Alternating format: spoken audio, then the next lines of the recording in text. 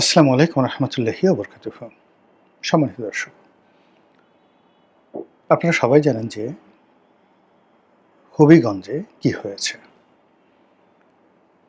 সেখানে জুলাই পদযাত্রা উপলক্ষে এনসিপির যারা নেতৃবৃন্দ রয়েছেন তাদের মধ্যে ২ জন সার্জিস এবং নাসিরুদ্দিন পাটোয়ারি, ওনারা সেখানে জনসভা করেছেন এবং তাদের যে স্বাভাবিক কথাবার্তাগুলো রয়েছে সেই কথাবার্তাগুলোই তারা সেখানে বলেছেন, নতুন কিছু নয়।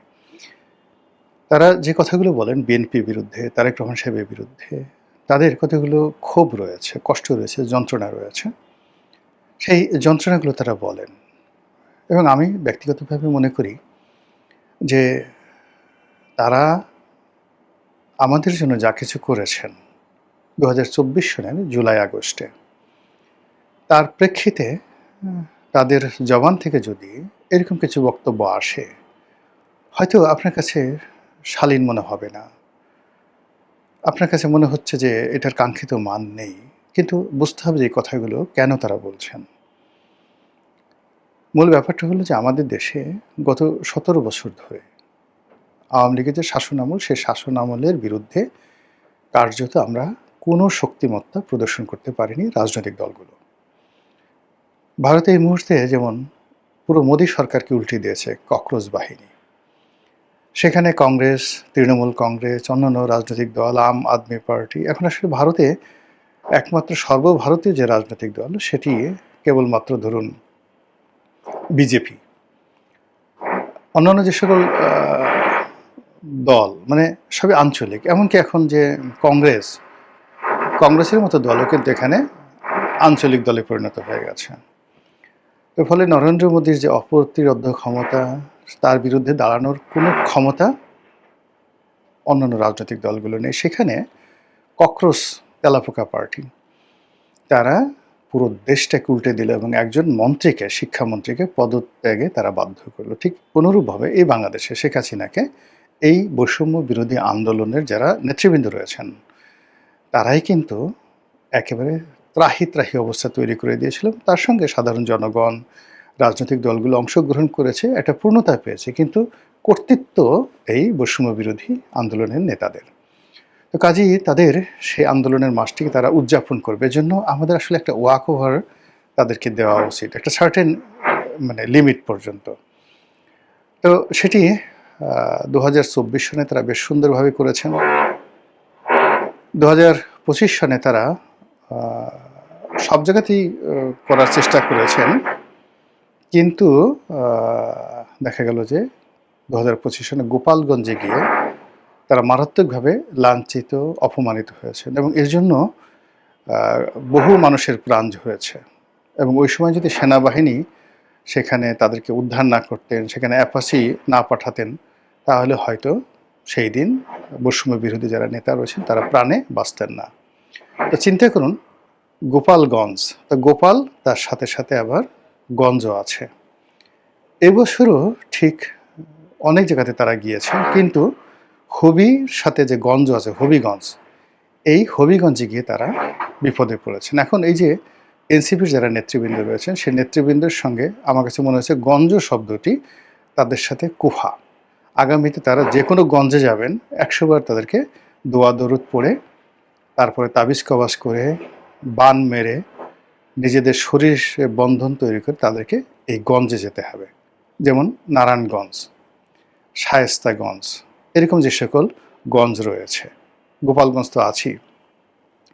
তো যেই শহরগুলোতে গঞ্জ আছে সেখানে তারা ভবিষ্যতে সতর্ক হবেন। অধিকন্তু হবিগঞ্জ, এখানে কিন্তু বৈষম্য বিরোধী আন্দোলনের সবচেয়ে নির্মম এবং নৃশংস ঘটনাগুলো ঘটেছে। বহু হত্যাকাণ্ড, থানা লুট, পুলিশের সাথে মারামারি, তারপরে এখানে প্রাণহানি সেই জুলাই-আগস্ট বিপ্লবের সময় এখানে বেশি হয়েছে। তো কাজেই এখানে যেখানে ধরুন হতাহত বেশি হয়, সেখানে বহু পক্ষ, শত্রু এবং মিত্র সেখানে দাঁড়িয়ে থাকে। ফলে ওখানে আওয়ামী লীগের লোকজন ফাঁদ পেতে আছে, বিএনপির লোকজন ফাঁদ পেতে আছে, বৈষম্য বিরোধী যারা লোকজন ওখানে এই গত ২ বছর সেখানে তারা দাপট দেখিয়েছে। তো কাজেই এরকম একটা জায়গাতে তাদেরকে যে প্রস্তুতি নিয়ে যাওয়া উচিত ছিল, সেই প্রস্তুতি নিয়ে তারা যাননি। অধিকাংশ সেখানে গিয়ে তারা নরমাল ওয়েতে যে কথাবার্তাগুলো বলেছেন, আর তার প্রেক্ষিতে অনুষ্ঠান শেষে মারামারি হয়েছে, কাটাকাটি হয়েছে। প্রথম দিকে অনেকে বলার চেষ্টা করেছেন যে এটা এনসিপির অভ্যন্তরীণ মারামারি। কেউ হয়তো এটাকে অনেকে নাটক বলার চেষ্টা করেছেন, এর কারণ হলো ছাত্রদল লেখা যে জার্সি, এই জার্সি পরে অনেকে এখানে মারামারি করেছে। তাহলে ছাত্রদলের যে জার্সি পরে মারামারি করতে যাওয়া এটা একটা নির্বুদ্ধিতা, মানে এরকম একটা অল্প বুদ্ধির মানুষ বাংলাদেশের কোনো জায়গাতে নেই। তাহলে এই জার্সি যারা পরলো তারা কারা, এটা ভাবতে হবে। প্ল্যান করতে মারামারি করা যায় না। এবং যদি ছাত্রদল জার্সি পরে তারপরে সে ডিক্লেয়ার দিয়ে তাদেরকে মারার জন্য প্রি প্ল্যান্ড ওয়েতে এখানে এই কাজগুলো করে থাকে, আমি মনে করি সরকারের এই বিষয়টি তদন্ত করা উচিত, দায়ী ব্যক্তিদের শাস্তি দেওয়া উচিত। এবং এই ধরনের জার্সি পরে মারামারির ঘটনা অতীতে ছাত্রলীগও করেনি, ছাত্র শিবির করেনি, যে গায়ে শিবিরের গেঞ্জি পরে, ছাত্রলীগের গেঞ্জি পরে তারা একসাথে সেই লাঠিসোঁটা হাতে নিয়ে প্রতিপক্ষের উপর হামলে পড়েছে, এরকম ঘটনা ঘটেনি। তো এখানে যদি তারা জার্সি পরে গিয়ে থাকে সেটা সরকারকে কগনিজেন্সে নিতে হবে। আবার যদি শিবিরের লোক, এনসিপির লোক, ইভেন ছাত্রদলের লোক মূলত সরকারকে বিব্রত করার জন্য ছাত্রদলের জার্সি পরে এই ধরনের ঘটনা ঘটিয়ে থাকে, সেটাও কগনিজেন্সে নিতে হবে। It's a huge crisis, political crisis. দ্বিতীয়ত হলো যে এখানে যে অ্যাঙ্গেলে মারামারি হয়েছে, এখন আন্দোলনের একেবারে প্রথম সারির যদি আপনি ৫-৬ জন লোক ধরেন, তো সেখানে হাসনাত, সার্জিস, তারপরে নাহিদ, আসিফ মাহমুদ, সজীব, এই ৪টি নাম আসে। পরবর্তীতে আবার যে নামগুলো সামনে চলে আসছে, আন্দোলনের সময় আমরা তাদেরকে ওইভাবে নেতা হিসেবে সামনে দেখিনি, এখন দেখা পড়ে পিছনে ছিল, যেমন নাসিরুদ্দিন পাটোয়ারি, মাহফুজ, এই নামগুলো আমরা এখন দেখছি খুব আলোচিত হচ্ছে, বাট এগুলো আসলে সেই ২০২৪ জুলাই আগস্টের পেছনের সারিতে ছিল। হোয়াট এভার মেবি, আমরা ধরুন ১ ডজন এরকম নেতাদেরকে আমরা জাতীয় নেতা হিসেবে এই আন্দোলনের মাস্টার মাইন্ড হিসেবে ধরে নিলাম। এখন তারা তো আমাদের জন্য কিছু করেছে, তাদের জন্য একটা যাকে বলা হয় ন্যূনতম সম্মানবোধ আমাদের থাকা উচিত। আমাদের ৫২ ভাষা আন্দোলন, সেখানে যারা নায়ক ছিলেন, সালাম, রফিক, বরকত থেকে শুরু করে যারা আত্মাহুতি দিয়েছেন, তার বাইরে যারা এই ভাষা আন্দোলনকে নেতৃত্ব দিয়েছেন, তারা কিন্তু সারা জীবন এই ভাষা সৈনিক হিসেবে সম্মানিত হয়েছেন। এমনকি গোলাম আজম সাহেব, গাজীউল হক সাহেব, যারা সরাসরি স্বাধীনতার বিরোধিতা করেছেন। তো স্বাধীনতার বিরোধিতা করেছেন, বদরুদ্দিন উমর স্বাধীনতার বিরোধিতা করেছেন, কিন্তু ওই ভাষা আন্দোলনে তাদের ভূমিকার কারণে জাতি কিন্তু তাদেরকে শ্রদ্ধা জানিয়েছে। ৬৯ গণ অভ্যুত্থান যারা নেতৃত্ব দিয়েছেন, যেমন তোফায়েল আহমেদ, তার নেতৃত্বে ডাকসু, আজীবন তারা কিন্তু এই সমাজে সম্মানিত ছিলেন। ৭ই নভেম্বর যারা ঘটিয়েছেন, সেই হাসানুল হক ইনু থেকে শুরু করে অন্যান্য যারা, কর্নেল তাহের, এই জাতি কিন্তু তাদেরকে স্মরণ করে যে তারা না হলে বাংলাদেশ যে ধরনের একটা ব্যর্থ রাষ্ট্রের দিকে যাচ্ছিল। জিয়াউর রহমান সাহেব এসে, তিনি এই জাস্ট এখন তারেক রহমান সাহেব যেভাবে এসে প্রধানমন্ত্রী হলেন, তার বাবাও ঠিক ওইভাবে পরিস্থিতির মধ্যে পড়ে all on a sudden he became the hero. আসলাম, দেখলাম, জয় করলাম। কিন্তু এরকম একটা আন্দোলনকে, এরকম একটা বিপ্লবকে ঘটানোর জন্য যারা কাজ করেছেন, জাসদ দল হিসেবে আর মাস্টার মাইন্ড হিসেবে কর্নেল তাহের, এখন তাদের বিরুদ্ধে যত কথাই বলা হোক না কেন, এ জাতি যতদিন বাংলাদেশ থাকবে এই বিপ্লবীদেরকে, জাসদের এই বিপ্লবীদেরকে সবাই কিন্তু তাদের বীরত্বের জন্য মাথায় করে রাখবে। কর্নেল তাহেরকে যেভাবে ফাঁসিতে লটকানো হয়েছে, এর পক্ষে হাজারো যুক্তি আপনি দিতে পারেন, একটা যুক্তিও জনগণ মেনে নিচ্ছে না। তারা সবাই বলছে এই লোকটির প্রতি অন্যায় করা হয়েছে, জুলুম করা হয়েছে, এটা হলো বাস্তবতা। একইভাবে মেজর জলিল, মেজর জিয়াউদ্দিন, যারা বীর মুক্তিযোদ্ধা, কিন্তু ভারতীয় আধিপত্যবাদের বিরুদ্ধে স্বাধীনতার পরে প্রথম যারা, যাকে বলা হয়, গর্জে উঠেছিলেন যে আমাদের অস্ত্র, আমাদের শস্ত্র, আমাদের কোনো কিছু ভারতীয়রা নিয়ে যেতে পারবে না।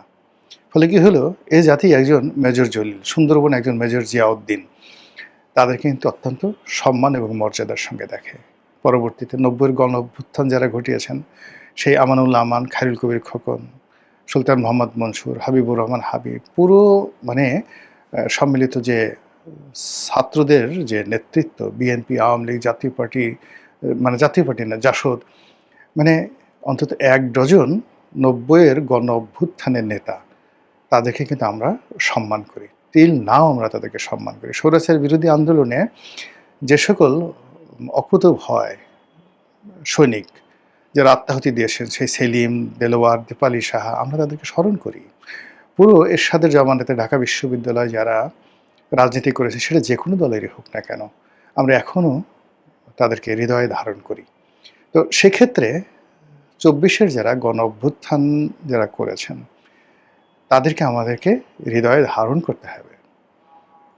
ধারণ করতে হবে। আমরা কি, মানে এরা, আচ্ছা আপনি সার্জিস কী করেছে বলেন তো?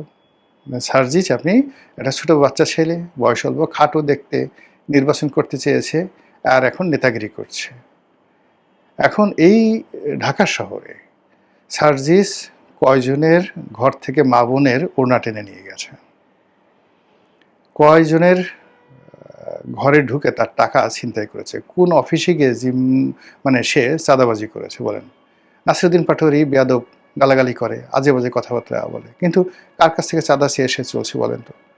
একটা চাঁদাবাজি, একটা দুর্নীতি, একটা অনিয়মের কথা বলেন তো, আপনি বলতে পারবেন না তো, কখনোই বলতে পারবেন না এই ছেলেগুলোর সম্পর্কে। আমরা কেন অধৈর্য হচ্ছি? তারা আমাকে গালাগালি করছে, আপনি গালাগালি করেন, তাদেরকে গালাগালি করেন, তারা তো নিষেধ করে নাই, তাদের সমালোচনা করেন, কিন্তু তাদেরকে বাঁশ দিয়ে কেন পিটাতে হবে, এবং এত দ্রুত তাদেরকে পিটাতে হবে কেন?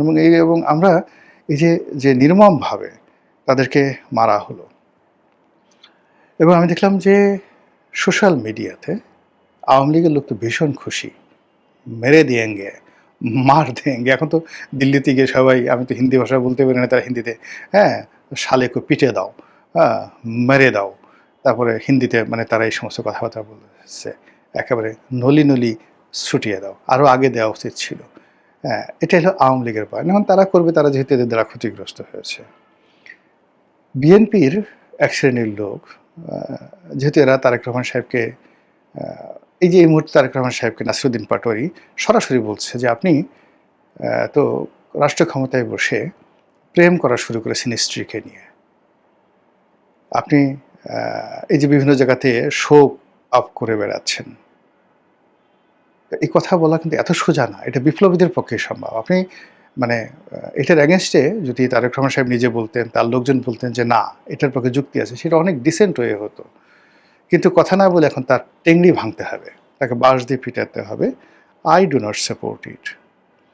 আবার তিনি সালাউদ্দিন সাহেব সম্পর্কে অভিযোগ করছেন যে উনি তো এসালামের লোক, এসালাম ওনাকে চালাচ্ছে, উনি দেশ চালাচ্ছেন, পুরো দেশই তো এসালাম চালাচ্ছে। এসালামের রাষ্ট্রপতি, এসালামের শেখ হাসিনা, এসালামের শেখ রেহানা, এসালামই তো এখন সারা বাংলাদেশ চালাচ্ছে। আচ্ছা, আপনি এই কথার উত্তর দেন না। এই যে কথাগুলো সে বলছেন, এই কথাগুলোর উত্তর দেন। তারা যে সকল দুর্নীতির অভিযোগ চলছে, চাঁদাবাজির কথা বলছে, এগুলোর ব্যাপারে, এগুলোর তো প্রত্যেকটা কথারই উত্তর আছে, অনেক সুন্দর সুন্দর উত্তর আছে, কিন্তু তাদেরকে ব্যক্তিগতভাবে, মানে তারা তো সালাউদ্দিন সাহেব, তারেক রহমান সাহেব, অন্য যে কোনো ব্যক্তির সঙ্গে এদের কারোর তো ব্যক্তিগত দ্বন্দ্ব সংঘাত নেই। আর তারা এখন যে পর্যায়ে আছে, ভুলে গেলেও মানে আগামী এই, মানে যদি অলৌকিক কোনো ঘটনা না ঘটে, জিন পরি এসে যদি তাদেরকে রাষ্ট্রপতি, প্রধানমন্ত্রী না বানিয়ে দেয়, তাহলে তাদের রাজনৈতিক ভবিষ্যৎ আগামীতে একটা এমপি হবে, এটাই দুরূহ বিষয়। তো সেক্ষেত্রে তাদের যে কন্ট্রিবিউশন, সেই কন্ট্রিবিউশন অ্যাগেনস্টে তারা যেভাবে আওয়াজ তুলছে, এই আওয়াজগুলো তো আসলে বিএনপির জন্য অনেক ভালো।